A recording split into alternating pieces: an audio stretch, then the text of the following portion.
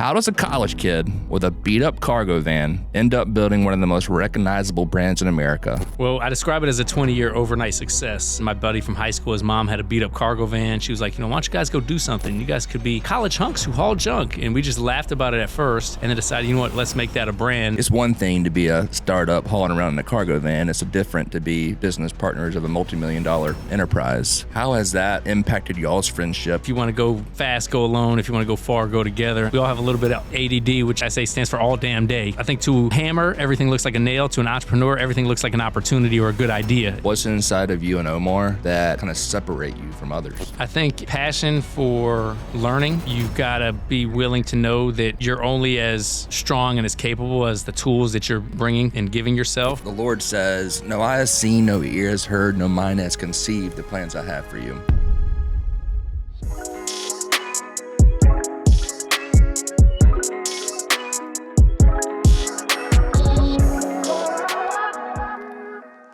What's up, you guys? Welcome to another episode of Successful DNA. I have my friend here with me, Nick Friedman, the founder, the co-founder, and the CEO, is that your correct title, of College HUNKS Hauling Junk.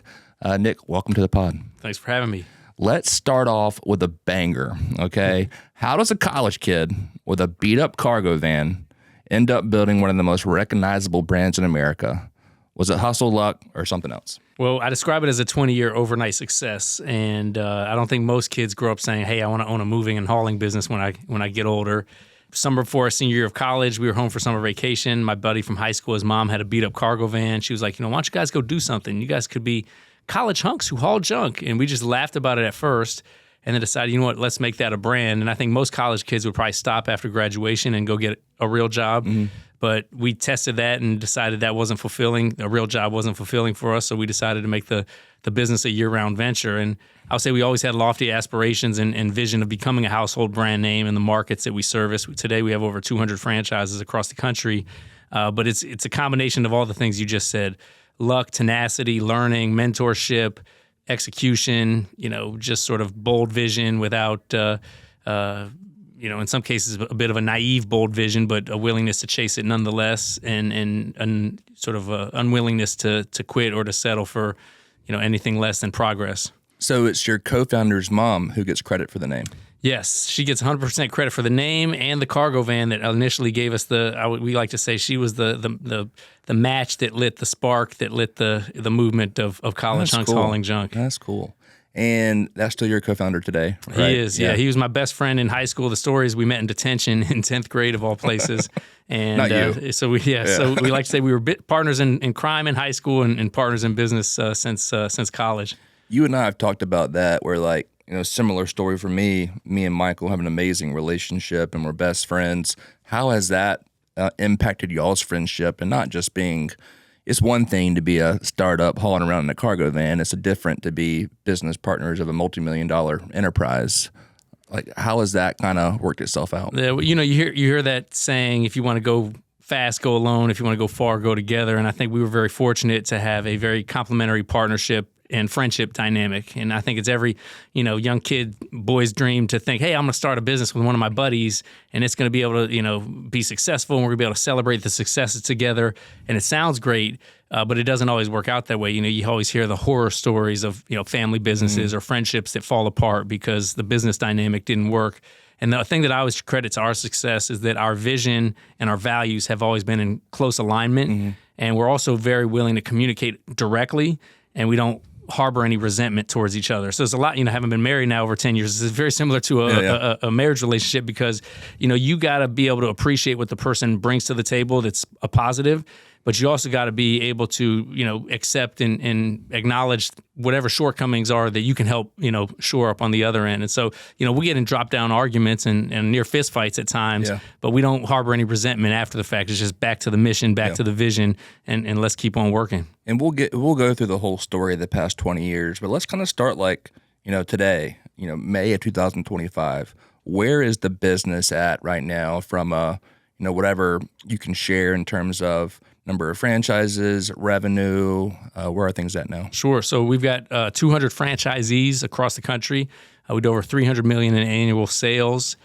We got a little over 4,000 trucks, a little over 5,000 HUNKS, as we call them, honest, uniform, nice, knowledgeable service providers.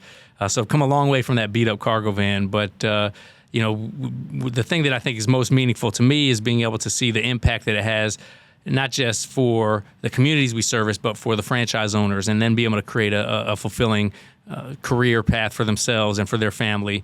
The team members that learn, building leaders being one of our core values, and seeing sort of the light bulb switch on when all of a sudden they start learning something that they didn't know before they became part of this organization.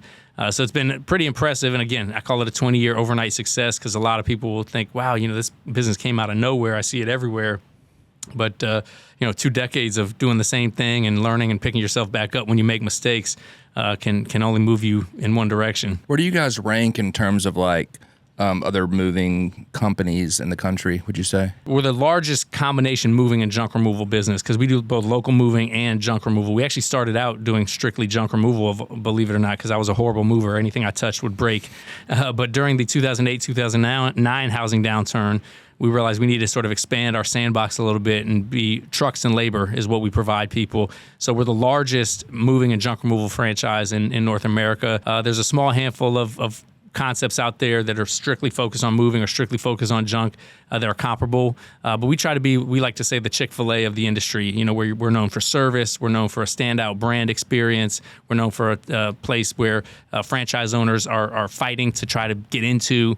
And so that's really the way we try to position ourselves. And today, you and I were at breakfast the other day, and we kind of talked about one of the main struggles for the business right now is you guys kind of go off of interest rates and movement in the market, where interest rates are low. A lot of people are buying and selling homes and moving, and that's where you come into play. That's not the case right now, so a lot of transactions are low. Kind of the same thing for mortgage brokers, real estate agents, and whatnot. So how are you combating that, and kind of where is that, as of today? Yeah, well, look, I think when things are good and times are booming, anybody can win, right? When we first started the business, all we had to do was put a sign out and park a truck out on a busy corner, and the phone was ringing because it was the peak of the housing market right before things crashed. Yeah. And then when things crashed, it forced us to get gritty, resilient, figure out a way to make it work no matter what. That's what allowed us to add moving to our repertoire. So right now, this conditions that in the market that we're in now is kind of similar. We're very tied, as you said, to the housing market. We're kind of one-to-one correlation. If people aren't moving or selling their homes, they're less likely to need a mover or to get rid of their junk. And I actually saw a statistic that 75% of people who have a mortgage right now is below 4%. So with the interest rates what they are today, those individuals most likely aren't going to move unless they absolutely have to. So we've had to get much more sophisticated with our marketing, our lead conversion, our lead follow-ups. We've had to contemplate, and we're expanding into long-distance moving, corporate relocation, larger scale, higher-end residential moves where people are cash buyers, as well as apartment moves where people are, transitioning more frequently. I mean, apartment complexes have 50% turnover. So we just got to get a little bit more crafty and aggressive with where we're getting our business. But I think this is the lowest in terms of new home or existing home sales, the lowest market in over 30 years. And so, that's not just facing us, it's facing all types of different industries. And we just got to be gritty enough to persevere through it and get better as a result. And then there's obviously always light at the end of the tunnel. You get lean, you get gritty, you work your way through it, and there's going to be success at the end, because it's only a matter of time. And I think the biggest thing there, actually, I've told our team this in our team meetings is, look, if it's 3 weeks out without rain, we could say it's been a drought. We'll just do things as usual and wait for it to start raining again. But if it's been 3 years without rain, then now you're living in a desert. So the climate is different, the conditions are different. You've got to think about, how do we do things differently? How do we grow through this environment? And not just say, hey, the light's going to come. Now, the light will come, that things will change, but we can't be like hoping. Yeah. It's, next month or next year. Wait till the Fed lowers interest rates. So we like to say, we're going to win in any conditions. Now, another analogy is if it's a football game and it's raining or hailing and snowing, you're not going to be throwing Hail Marys every play. You're going to be running up the middle, kind of the ground and pound, basic blocking and tackling. So we like to say also in these conditions, let's just get better at the basic blocking and tackling, so that when things do turn around and the wind starts pushing in our back a little bit more, we're going to be ready to start throwing those long passes or the play actions or everything else. That's awesome. So 2005, that's when it was founded, right? Yes. Okay. So we talk about on here a lot where the Lord says, no eye has seen, no ear has heard, no mind has conceived the plans I have for you. Could you ever have imagined in 2005 that it's gotten to this point? I got goosebumps as you were saying that. It's I would say yes and no. You know, what's crazy is like we always did have this lofty vision. We knew from the very beginning and started reading books very quickly when we started our business where it talked about, you know, the big, hairy, audacious goal, Jim Collins or Michael Gerber in the E-Myth talking about having this long-term vision. And so we had this lofty vision of what the business could look like, feel like, act like. We didn't know if it was going to be 2 years, 20 years, 200 years, or if it was just this pie in the sky idea. But, you know, to see it play out the way it has and to be sort of sitting here talking to you and kind of reflecting back on, you know, the gain from where we started to where we are, it's kind of unreal. It's sort of, you know, like I said, goosebumps and pinch myself type of moment as well. One thing that we've had to do, and I want to learn from you on this, is like you had this grand big idea, right, in 2005 and 2022 of what things could be. Then things happen and you adapt. What have been some of the biggest adaptations, you know, especially early on to now, that you changed from that vision? Well, the timeline certainly can change because, again, we don't always control the outside conditions.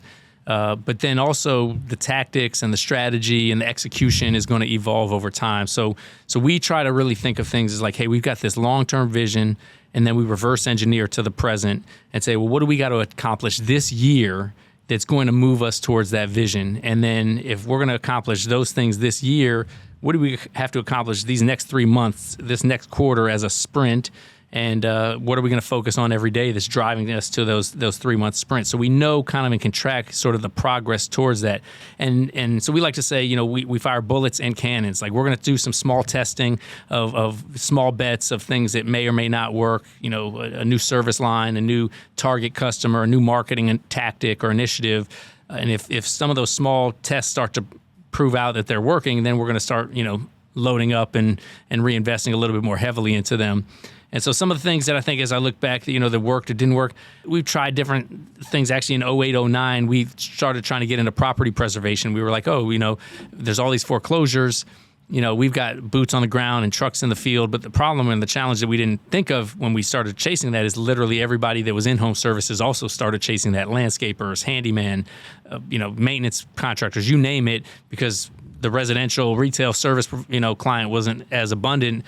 They were all chasing that commercial B2B business, and that drove the margins down and it made it really hard to get into. And so I think just, you know, being able to learn from those micro tests and even some of the macro lessons and just keep going. I mean, literally it's, you know, every day is a new day to make an impact and to get better, both personally, professionally, and as a brand. And I think that's something that I'm passionate about is sort of this potential maximization as well. I like that, the micro bullets. I think, you know, with our business, early on, one bullet that we thought was going to be a part of our greater battle was going to be acquisition and acquire other management companies that were underperforming. And what I quickly realized, like, it can work for some people, it worked for us, but a typical acquisition in our space is going to be $10,000 a contract.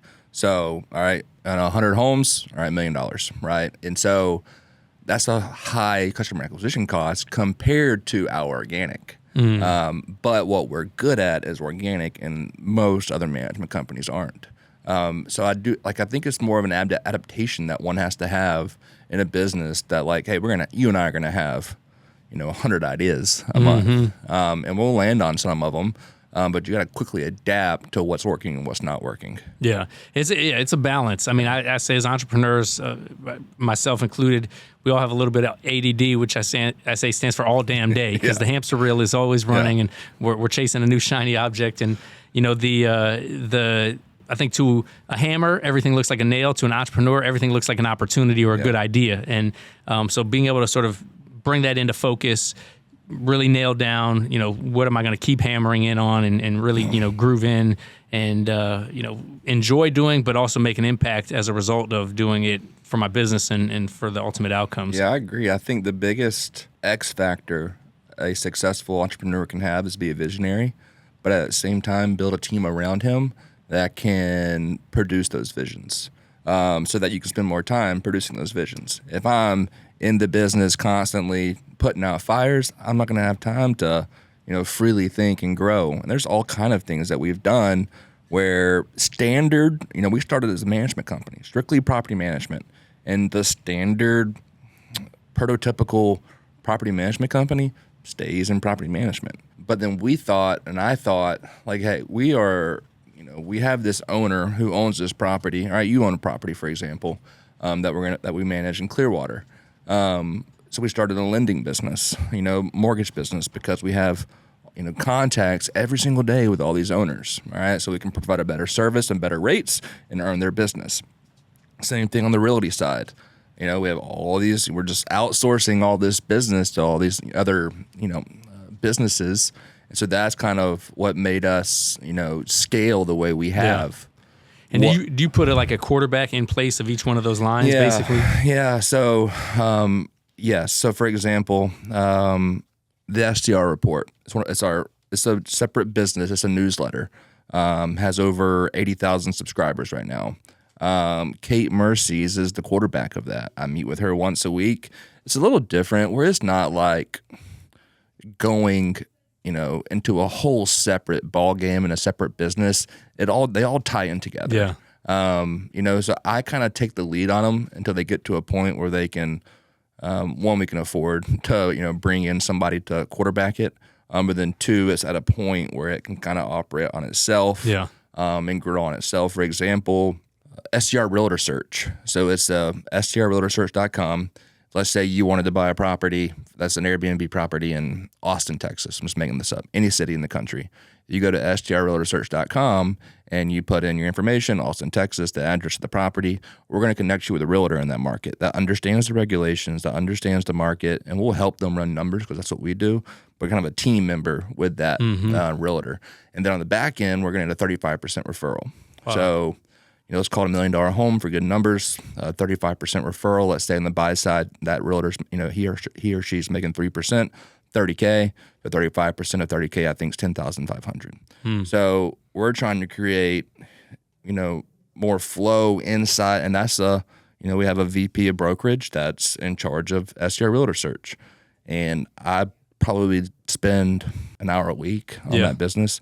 And last month it made over six figures in net profit. Wow. And so that's what we're trying to do is create, it's kind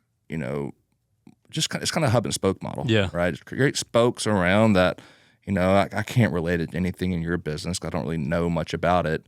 But your customers, have other businesses that they use for certain things. Yeah. So it'd be kind of the same thing. Yeah. No, you're absolutely right. Can you think of anything on top of your head that would fit? So a couple of things we've tried and a couple of things we're doing because we've got probably an unlimited list of ideas of how we could either service our franchise owners or service our end user customer or even the team members who work with us. But we try to always plot it like on a chart of what's going to have the biggest impact and what's it going to cost in people, money, and distraction to try to get it to market. And so, if it's high impact, low effort, then that's a no-brainer. Yeah. And a couple examples there is like we started doing bookkeeping and accounting services for our franchisees, really popular, helped them be able to see their numbers, make good financial decisions, and we're now offering that to other franchise systems in the franchise business category. And so, that's going to be a great service line. It's easy to scale and prop up. It's something we're already doing. It's kind of a muscle we're already familiar with. But if we were to try to, let's say, get into truck dealership business to be able to sell trucks to our franchisees, like that's a whole world that I don't know about. It's asset heavy. I'd have to have a quarterback that sort of really understands floor plan and dealer models. And I think the biggest thing there is asset heavy. It's a lot of money. Yeah. Where like everything we've done has been either low cost or no cost. Or internet based. Yeah. That's great. What early on, let's call it the first 5-10 years. Let's start with the first half of the business. What were some of the biggest struggles you had as a business? Well, I would say the first for sure was during, like we talked about earlier, the 08-09 kind of housing market crash. Like if you were going to pick a time in our history to launch a home service franchise concept that was somewhat discretionary income based and relying on people, being able to pay for these types of services, that time frame probably wouldn't have been the best time. People couldn't pay for their mortgages, couldn't stay in their homes, let alone pay for a high-end service to get rid of unwanted items or to hire a mover to move them. So that, I think, again, taught us to just keep fighting. It felt like we were dragging an anchor through the sand, figured out a way to be resilient. We added moving services, so we expanded our sandbox a little bit. So that was probably the most important and I would say foundational lesson that we had. We made some other lessons along the way. I mean, we got into a really long-term contract with an off-the-shelf software that wasn't really proven and it was really hard to get out of. And, wish we hadn't have done that just because it, I think, delayed some of our capabilities to execute the business in a sort of differentiated way. And then, the biggest thing is the people factor. And they always say, like, hire people smarter than you, or, who you hire on your team matters more than anything. But when you're small and scrappy and startup, like we couldn't afford to go hire some expert CEO or business development person. I mean, they thought we were doing was cute. They patted us on our head and said, that's great. So what we did instead is we surrounded ourselves by mentors. We got into peer groups, initially Entrepreneurs Organization, now YPO, Young Presidents Organization, which I know you're getting involved in.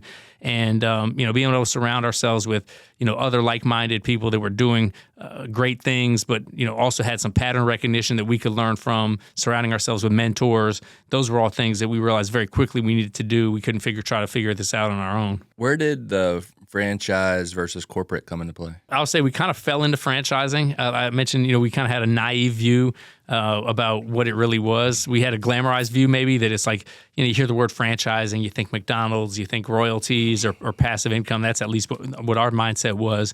And we were working so hard in this local moving and hauling business that we were like, man, if we want to expand this thing, we've got to franchise it. Well, a lot of times when people come to me and learn about franchising, I spend the first 5 to 10 minutes understanding their business and trying to talk them out of franchising, because if they don't need to do it, it's not necessary if they can open separate stores themselves. The reason somebody would franchise is they want to expand a brand quickly. They don't have the capital or the human resources to be able to expand into other cities themselves. And so it's kind of like a micro funding strategy to a degree, because people will buy the franchise, you collect a franchise fee, and you're able to apply that to, building the plane in flight. But what they don't tell you is you need 50 or 100 franchisees before the royalty stream is sufficient to cover the overhead, where they call it royalty self-sufficient. And so we read a book called The E-Myth. It talks about franchising. It said, no matter if you're going to franchise or not, you need to systemize your business in a way that it could be replicated or it could be sold.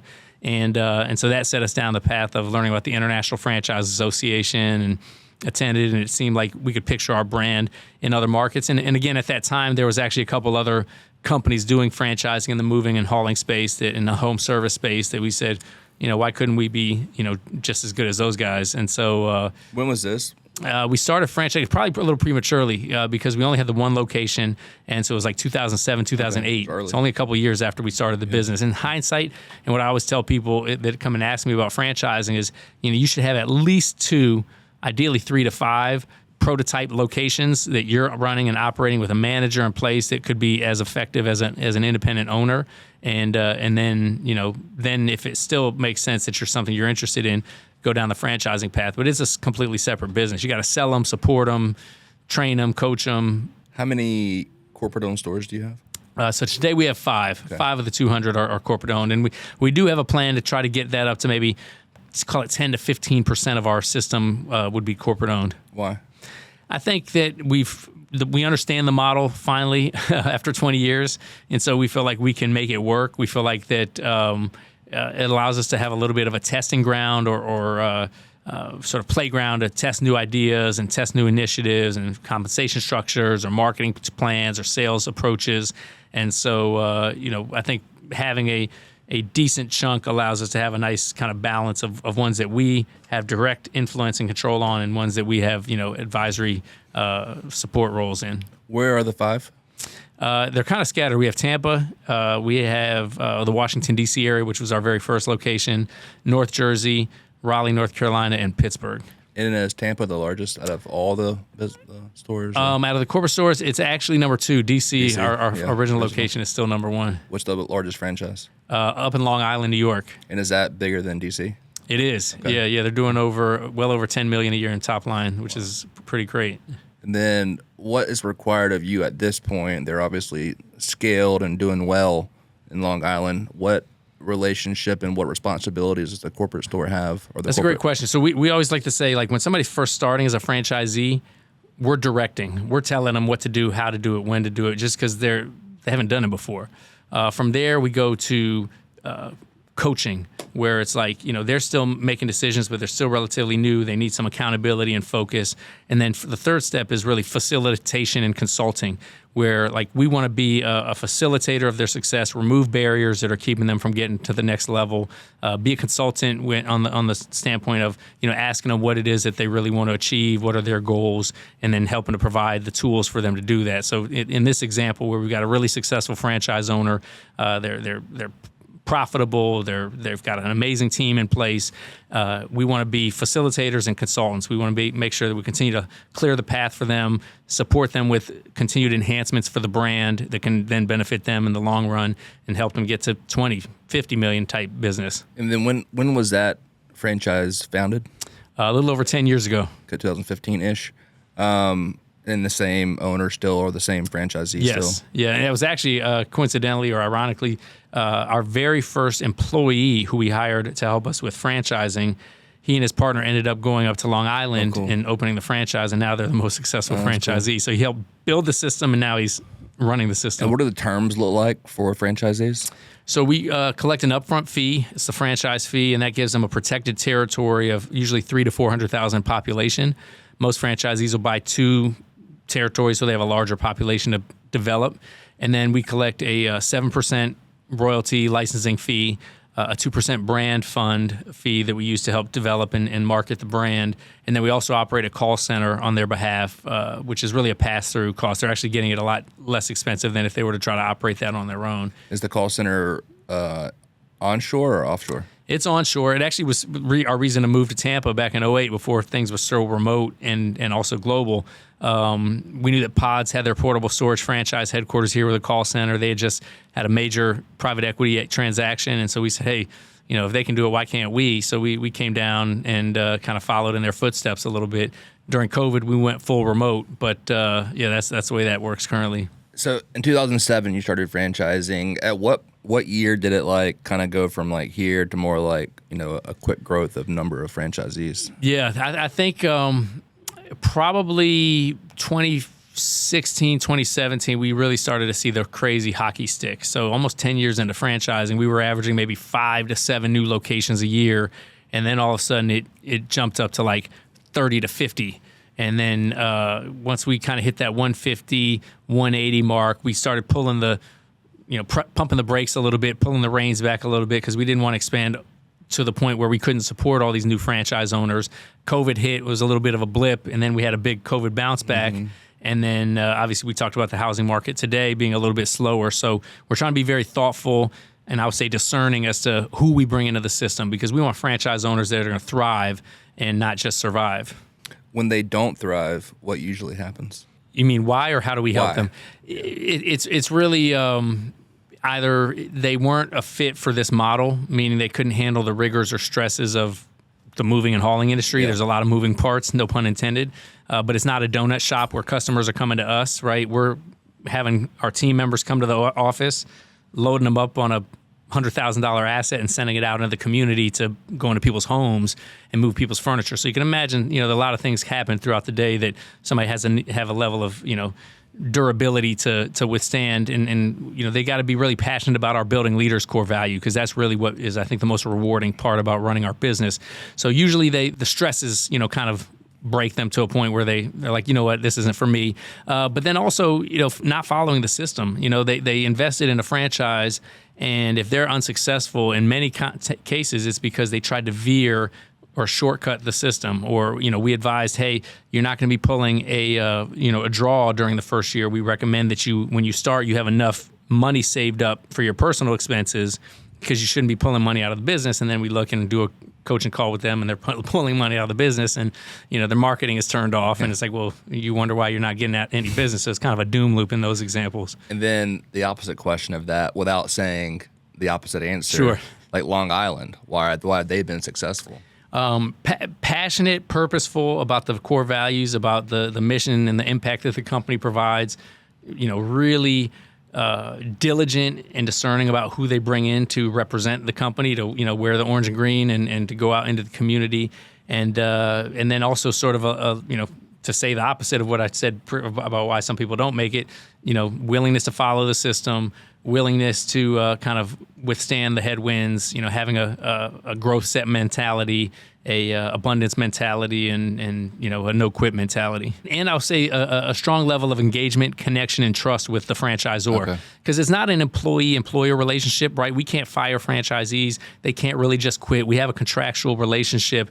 It's like a partnership, but it's not a true traditional business partnership like you see in an operating agreement. It's governed by the franchise agreement.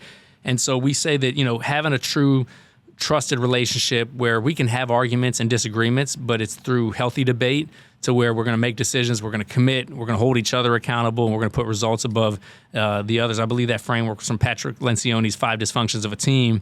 And I think when our franchise owners embrace that dynamic, it really creates a powerful force. Again, you want to go fast, go alone. You want to go far, go together. And I think that holds true with the franchisor-franchisee relationship as well. And your business partner is Omar, right? Yes. Omar. So you and Omar, all right, the past 20 years, you've created a ridiculous company. It's been super successful. With the podcast being Successful DNA, like what do you think is inside, if you want to speak humbly, then go ahead and talk about Omar. What's inside of you and Omar that kind of like have led to this and like kind of separate you from others? I think a passion for learning. I think that you've got to be, willing to know that you're only as strong and as capable as the tools that you're, bringing and giving yourself. And that's learning about how to take care of your body and your mind. That's learning about how to, do some of the tactical and strategic elements of business growth, being humble enough to surround yourself with mentors and peers. I think that, we've always embraced peer-to-peer and mentorship support groups, and reading books. I mean, I didn't read a lot in high school or college because there was nothing that really grabbed my attention. But once we were in the entrepreneurial world, it was like I was trying to digest everything I could. And, back then we didn't have the podcasts. We didn't have social media that provides kind of nonstop capability. So there's really no excuse to not having access to that information or absorbing it. And then I think the grit factor, that's one of those things that's hard to teach. The willingness to just, be resilient in the face of adversity, not get too low on the lows, not get too high on the highs, but be able to sort of keep rowing the boat, keep swimming. I think, that holds true with parenting too. You just got to keep swimming. And then, don't even get me started on parenting. Yeah. And then, we became very quickly a purpose-driven, values-based organization.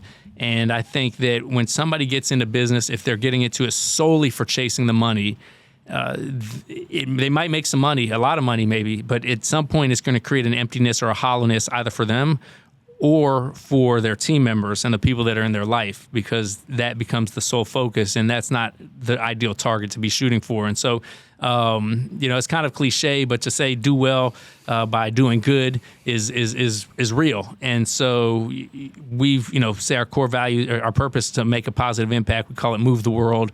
Our 4 core values, you heard me mention one of them: building leaders, always branding, listen, fulfill, delight, fun, safe, winning team.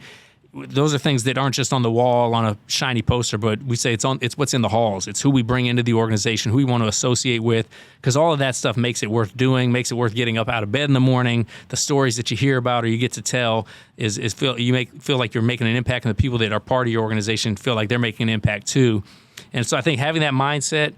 So just to boil that long-winded answer into 3 things, I would say, passionate about learning.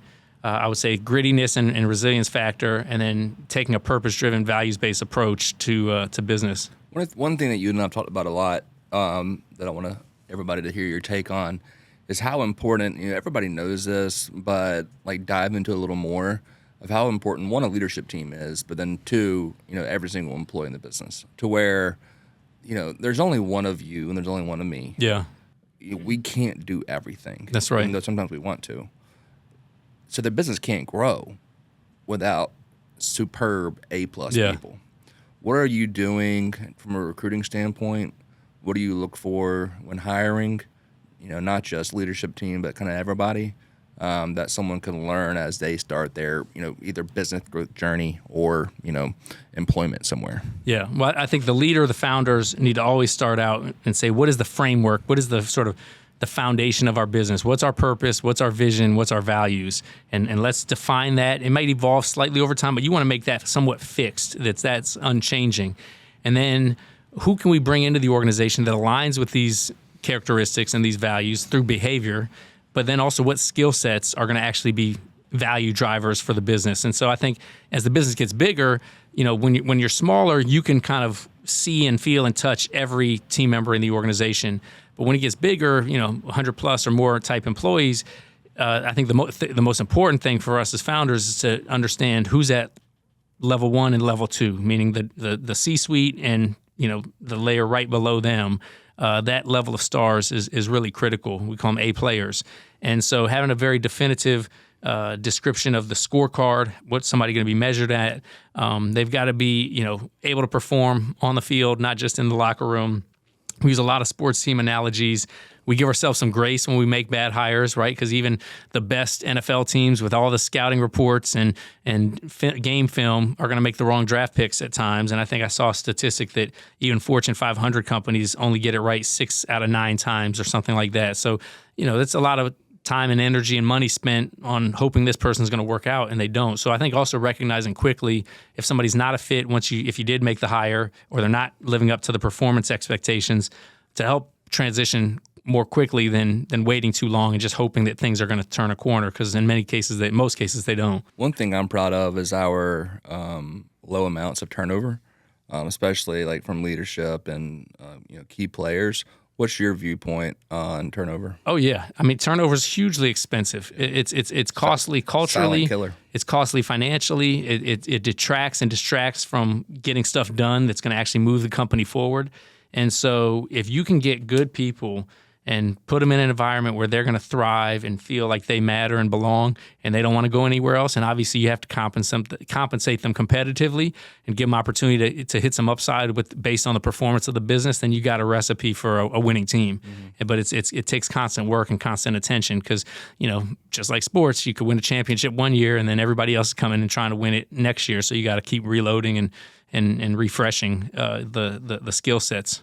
This year and in the future of the business, like, where do you want to be from a growth perspective? Is it more like half of your time's going to growing the franchise model, half of your time's going to growing the corporate model, or like what relationship is that? Yeah, so we've got a company president that's kind of overseeing the leadership team today, and so we have a board that I'm a part of.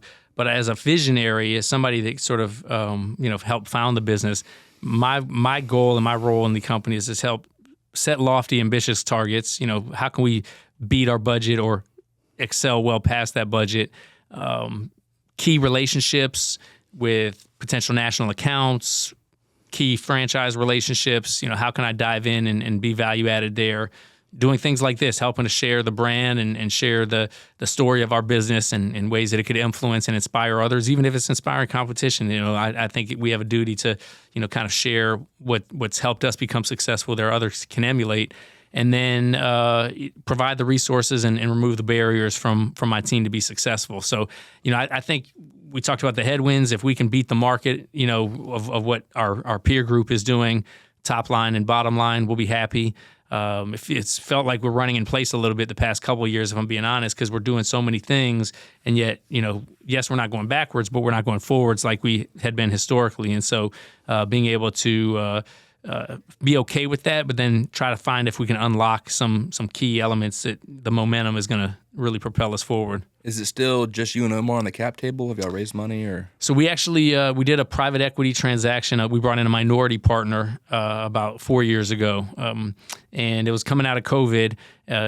after COVID, I realized, I've got over 90% of my net worth tied up into this one business, and a black swan event could come and wipe it all out tomorrow. Yeah. So we did what we called a de-risk transaction. We took some money out of the business. We brought in an institutional partner, less than 30% ownership. And we said, okay, that'll help give us the framework and the infrastructure for the future, but we still are the captains of the ship as the majority owners. And they've been great partners. They're facilitative, consultative. They don't direct or tell us or act like they know more than we do. And they're long-term investors too. It's not like they're on a time horizon where they got to get their money out. It's run like a private equity group, but it was these essentially 3 self-made billionaires out of Philadelphia that started a private equity arm. So their investment in our business is like a rounding error to them, and they just want to help fund businesses and business growth. That's cool. What kind of thought process, like from a fear standpoint, did you have before you did that, if any at all? Well, the biggest process was honestly the learning curve, because I didn't know anything about raising capital. I didn't know anything about investment structures or investor relations or board dynamics or board governance or operating agreements. I knew none of that. Like my business partner and I started with a handshake. Then we went and got an operating agreement because somebody told us we needed one. I have no clue. And so I really needed to become a student of what is participating preferred, what is convertible preferred, like all these different types of investment structures, and what's a PIK coupon, like all these things that, like, again, probably sound like Greek to you as I'm saying them. I had to become a student of that, and actually I'm really grateful that we did that, because I think it will prepare me much better if we do ever go to sell the whole business or have a majority transaction. I'll kind of understand, at least with one rep, having been through it, kind of what sort of questions to be asking or deal structure, elements, and I've got a lot of support systems around me to help guide me through that as well. And who's on the board besides you and Omar? And then kind of like, what's everybody's responsibility, and how often do y'all meet? So we meet quarterly. We've got the private equity group. They've got a representative that sits on the board. Omar, myself, our company president sits in, and then we have 2 really mentors that I brought in to co-invest when the private equity group did. One is Shelly Sun. She's the founder of Bright Star Care. It's a home healthcare franchise. She literally just sold it for $750 million. She's, it's not confidential. It's in her email signature, so I feel comfortable sharing that. And then she wrote the book on franchising. Actually, literally, she wrote a book called Grow Smart, Risk Less. Had I read that when we first started franchising, I felt like we would have been probably where she is local today. Tampa? No, actually, she's based out of the Nashville area. Cool. But she's been the former chair of the International Franchise Association. She also was on Undercover Boss, so she's just a rock star. She's a killer entrepreneur. And then the other member of our board is a guy named David Barr, and he's just a serial entrepreneur, owns tons of franchises. He has the franchise rights to Domino's Pizza out in China. So just kind of a crazy growth story that he's doing there, and did a bunch of stuff with Mrs. Fields Cookies and some other franchise, Taco Bell, Burger King. So he's just a wealth of knowledge when it comes to franchising as well, in disciplinary, multi-brand. So we got those 2 guys that are just, experts on franchising. Somebody that I've always considered was Shelly, 5 to 10 years ahead of us in terms of where she's been in her business. So we can kind of learn from the, mistakes and lessons that she's had to share with us, and then the private equity group as well. And then those 2 other investors, they have equity in the company? They do. Okay, yeah, I asked them. I mean, before we brought in outside capital, we had an advisory board, which was more just kind of, and I offered to pay people to be advisors, but they more so just volunteered and like, no, we want to help you. We want to be mentors. And then I think once we got to a certain size, and again, we were bringing in a private equity group, I asked the 2 individuals to co-invest at the same terms. I didn't say, I said, whatever dollar amount you feel comfortable, it doesn't have to be a lot. I just want you involved. And so they were gracious enough to do that. And again, for both of them, it's probably around a year on their greater, net worth, but they're passionate about what we're doing. They believe in me and Omar, and so they've been gracious enough with their time as well. The Domino's in China made me think of the question, is there an international route for you at all? I still don't know. We have 1 location in Canada. It does well. But we don't. I don't know how well our brand would translate into other markets or other countries, other languages. College Hunks Hauling Junk is, part of our lightning in the bottle is the fact that the brand name is so catchy. So we would have to really, and also I think culturally moving is a little bit different in different countries. And so we would have to do a little bit more diligence and research. But some of our franchise counterparts, they do have some operations in the UK and Australia. So I'll probably start with the English speaking countries first and foremost, and then see where else it could make sense. Host all kind of other issues as you do that. Yeah. You talk a lot about books on this podcast and in your daily life. Like, what are the top 3 books that, let's say, that you would say, entrepreneur or someone that just wants to be successful in life? So this book, Traction, by a guy named Gino Wickman, is, I think, must read for anybody in entrepreneurship. It's based on this concept called EOS, Entrepreneurial Operating System. It's a sort of a framework or a structure that a lot of businesses decide to then ultimately run on, and we're one of those businesses as well after I read the book. So that's really impactful. Maximum Achievement by Brian Tracy. It's kind of an oldie but goodie, and I think it just sort of like distills the success tools that are necessary as far as vision setting, as far as mindset and belief. And then the third one I'll give you is Purple Cow by a guy named Seth Godin. We read that early on in our business. The idea is if you're driving down a country road and there's a field of brown cows, you keep driving, you've seen it before. If there's a purple cow in the field, it's different, it's remarkable, it stands out. And so he kind of takes that from the approach of, what about your business can be a purple cow? The brand, but also, which I call the sizzle, but also the steak, meaning, the experience that people have or the product that they receive when they interact with your business. And so obviously with our name, it's like, okay, we're in a business, an industry, trucks and labor. How can we really stand out? The name, the colors, that's the sizzle. But then the client experience, the culture, the franchise experience, that's the steak that creates the loyalty and the longevity. You mentioned, that's interesting, but how do you do that? I mean, like, what is specific about you guys that creates that? Yeah. Well, we got lucky that we got a catchy name out of the gates. Yeah. That Omar's mom was, creative enough to look us at and say, you got to give her some ownership. Yeah, College Hunks Hauling Junk, absolutely. And so, and then when we were trying to pick out colors, we were, looking at different colleges and universities and sports teams and trying to look at different color schemes. And the Miami Hurricanes stood out to us. That's actually where Omar went to college and wrote a business plan that won an entrepreneurship competition for this business. So there was a lot of reasons to do those. And it's a small university, but it's kind of a well-known athletic brand. And so we that could work. It stands out when it drives by. People see the orange and green trucks and remember that. And then when we realized that at first all we had was a name and bright colors, we needed to become much more intentional about the service experience. So how can we provide an experience? It's not that hard in moving because there's so many mediocre experiences out there, but how can we provide an experience that's consistent and memorable for our clients where, at minimum meets expectations, but ideally exceeds expectations to a point where people can talk about it. And so we've got a lot of training tools on how to do that. We call it HUNKS Way. We're very intentional about, drilling that into our franchisees who drill it into their team members to, check on reviews and check on experience and follow up and referral requests and see how we're living up to, the standards that we're setting out for ourselves. I'm familiar with Traction, but explain what the book Traction teaches and what it is. Yeah. So I referenced the E-Myth by Michael Gerber. It's kind of like, in my view, the next phase, more applicable and executable version of the E-Myth. So Traction distills business, I think, into 6 components: the people component, the process component, the data component, the issues, your rhythm, and then your vision.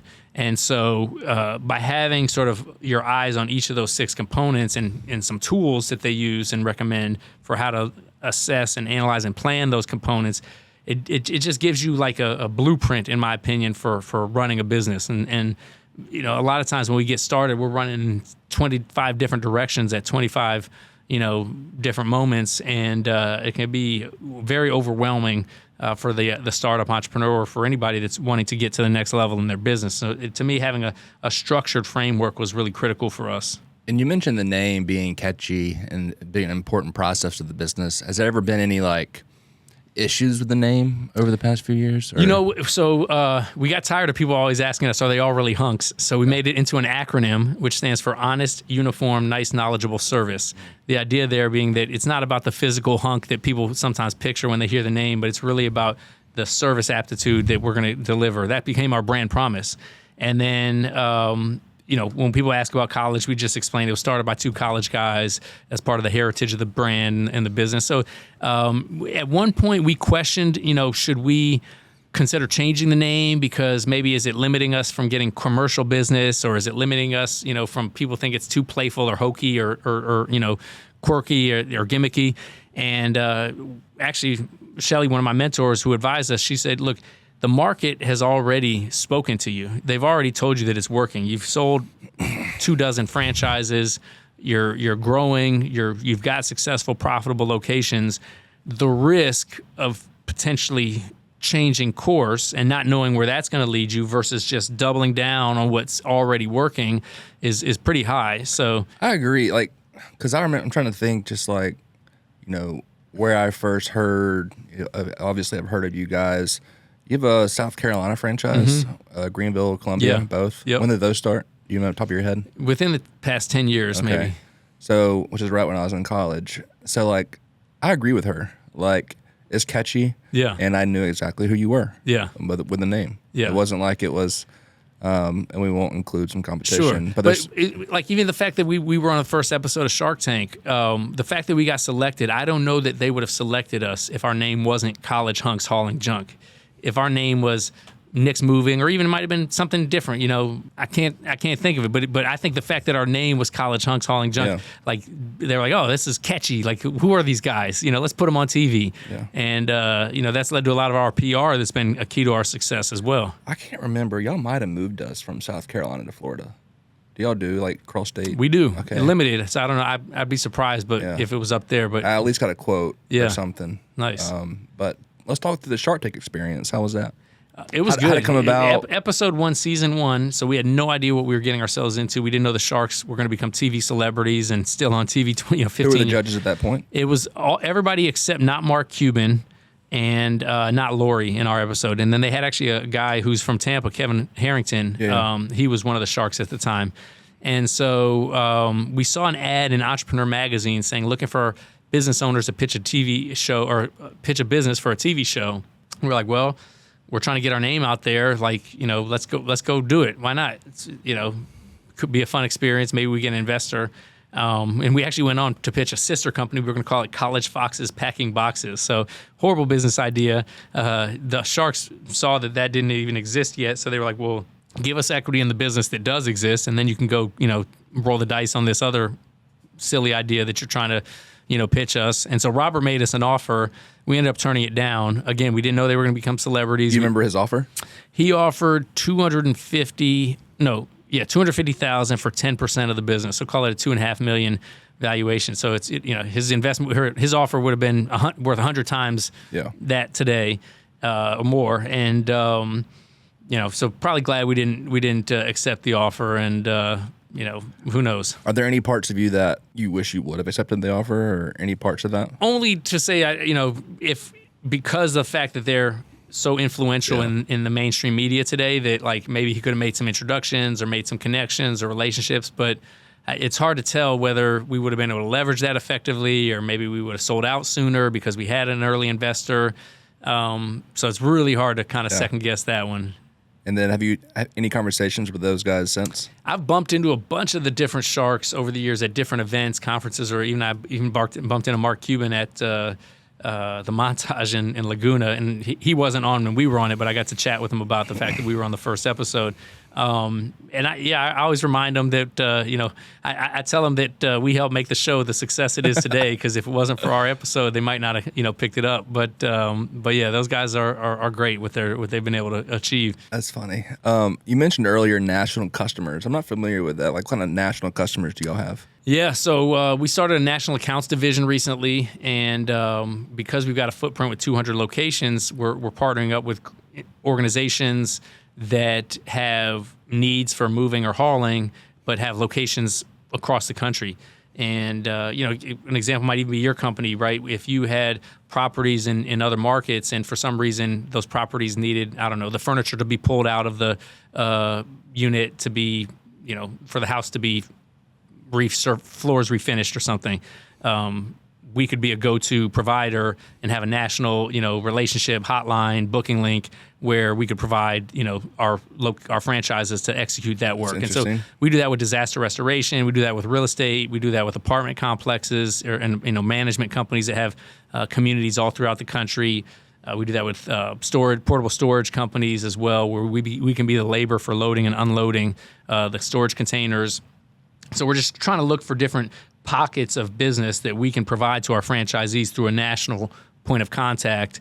And I think that's something that I can also be effective and helpful with in our business as well. That's interesting. I won't hold you to it, but what would the cost of something be to we buy a lot of homes for our investors where it's like old furniture and it just stays in the home and we're going to take it right out and I don't really care what happens to it, whether it gets junked or sold or whatever. So that would be a great example, right? Yeah. We do junk removal. So, while it might be less expensive to wait on somebody that's going to, pick through it and sell it or take it for himself and, do a garage sale or something like that, or just, chuck in the truck that's going to come and, he's driving the truck, he's getting rid of it himself.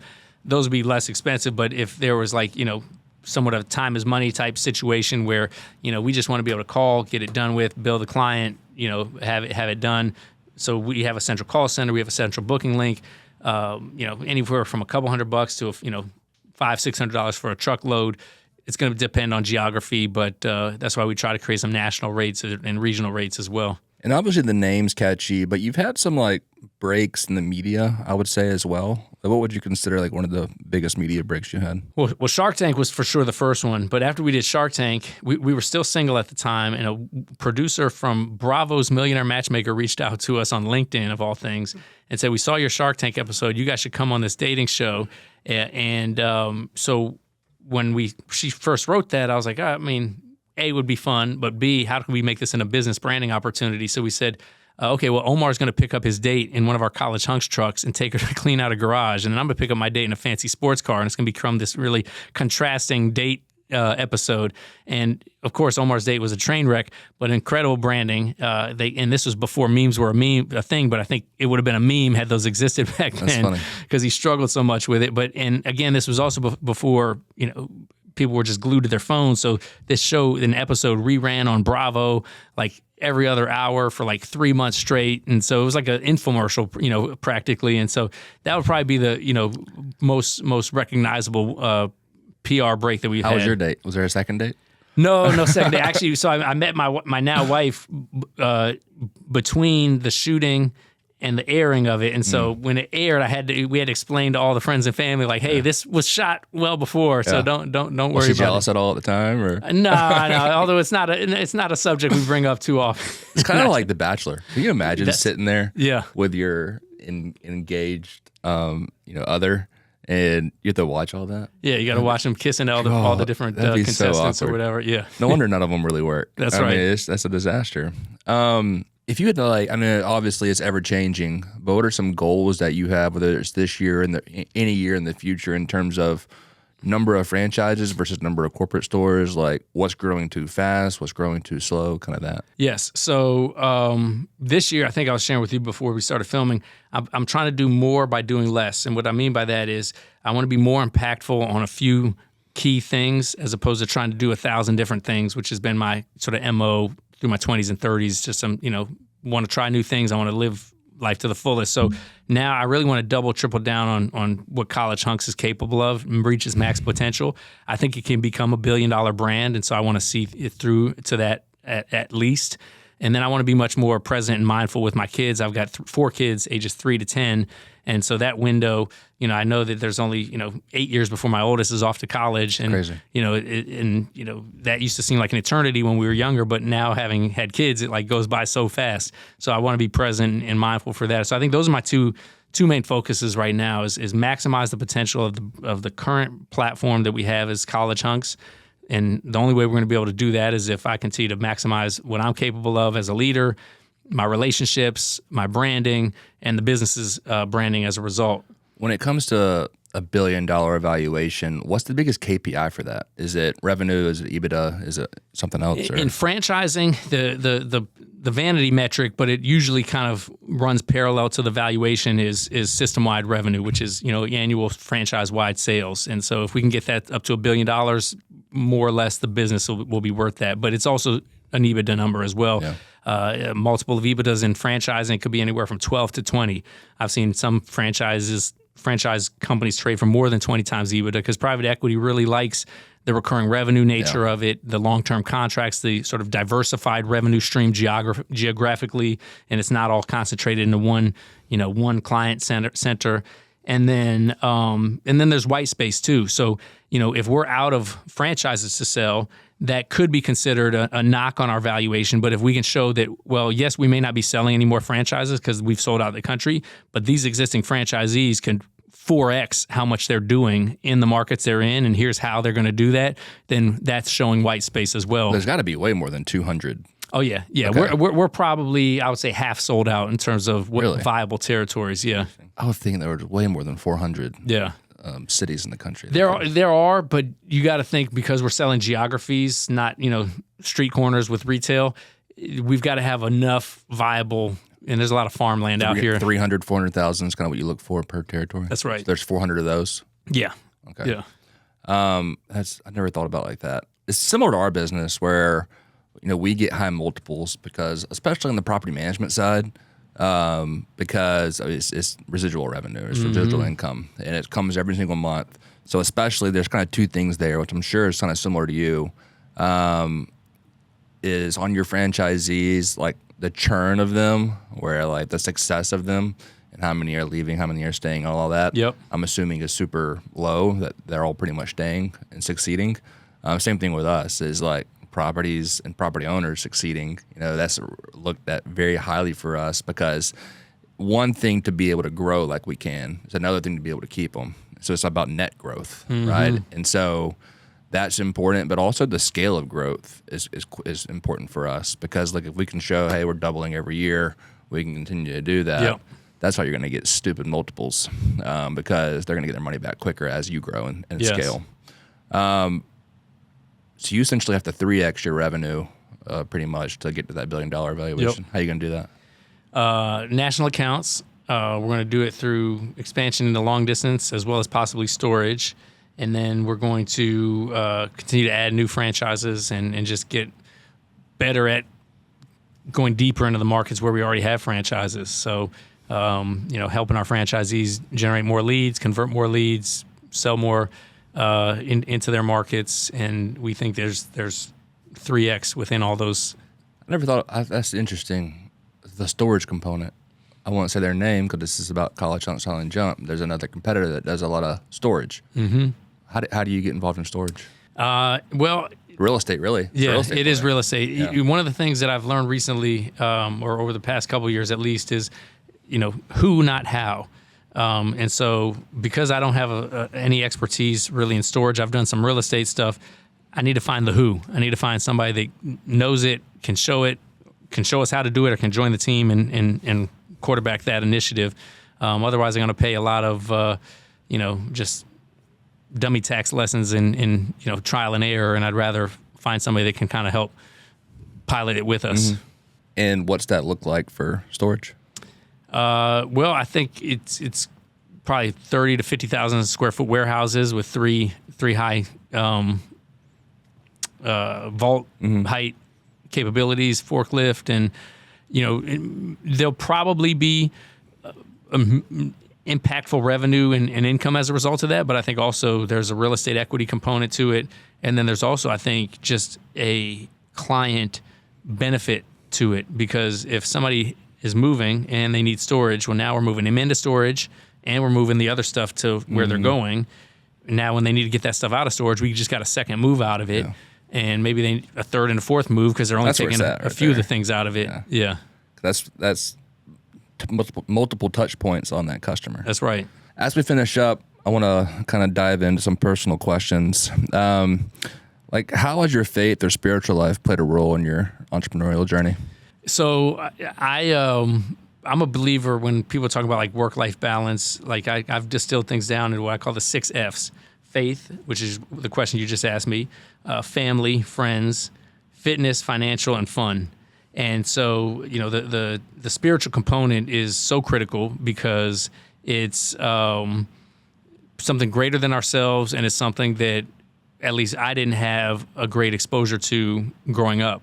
And something that when I started having kids, I realized, like, how am I going to bring these, I had 3 daughters before I had my son. I said, how am I going to bring these 3 young girls into this world and, trying to give them some sense of stability beyond myself as they enter this, the craziness. And it's not something that, I myself am capable of showing to them. And so we actually started going to Radiant Church in Tampa, my wife and I, and we bring our kids there and try to show them, that faith is believing in something greater than yourself.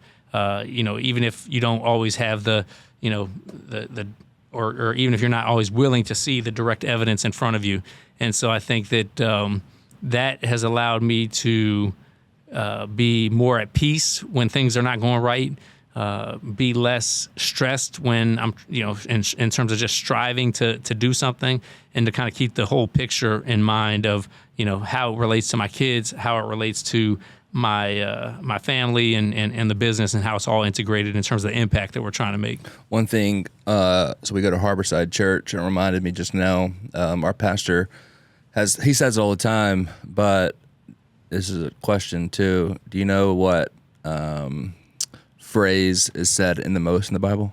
I do not. Do not fear, which I think is very key for us, as there's a lot of fear going on, about our businesses. And I used to struggle with it, but then it got to the point where God says, don't fear, one, more than anything. So he knew how important it was going to be, that it was going to be one of the most important things that we go through. And I've kind of got this viewpoint now of, like, when I do even some doubt or fear creep in, it's something I've been working on a lot recently. And I just hear, like, hey, Elliott, we've always gotten through it. We always will. Yeah. And so kind of like the supernatural secret power.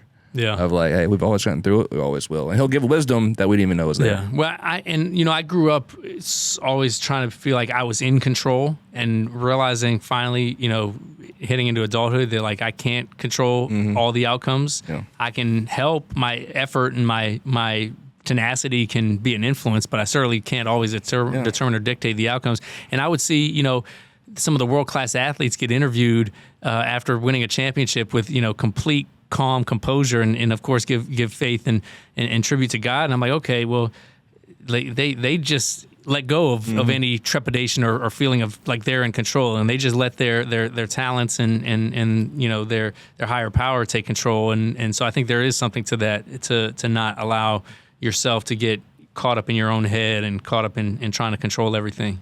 Let's end with this question, because I'm sure you got a lot of things to do today, and it's been over an hour. From the outside, like, a lot of people see the success and see the brand. What's one story that behind the scenes that people would be shocked to know about your journey? I would say the one thing that people would be surprised to hear about our journey is that we didn't really start pulling any meaningful money out of the business after probably 10 to 15 years of being in business. And, to the external eye, we always looked like this major success because our business was growing, our revenue was growing, we were getting media attention, we were even getting awards and accolades. And so, to some, we would, in all intents and purposes, we were this overwhelming success. But we were pumping money back into the business. We were making some mistakes that, were very costly. And so I think for me, there was this level of, and you hear it a lot in the entrepreneurship circles, this word imposter syndrome, where it's like, I should be really successful. I should be really, happy, but I'd get in these rooms and guys seem to have it way more put together than I did, or people seem to have way more successful businesses than I do. And so I think not allowing that to derail from the path that we were on, so we finally sort of made it to the other end of the canyon, if you will, to where the business started throwing off crazy money, and we were able to bring in the private equity group and take even more money out. But it took us a lot longer than we thought it would or could, and that we thought we were prepared for. And then I think probably took us a lot longer than the outside world probably even knew. That's awesome, dude. Well, thank you for listening to the Elliott Caldwell Podcast on Successful DNA. This is Nick Friedman. Where can people find out more about you and about their business? NickFriedman.com. That's Friedman. And my social media is at Nick Friedman with the number 1. after it, Nick Friedman at Nick Friedman 1. And then, of course, our collegehunks.com website if they want to learn about franchising or moving or hauling. Cool. Thanks for coming, bro. Appreciate it.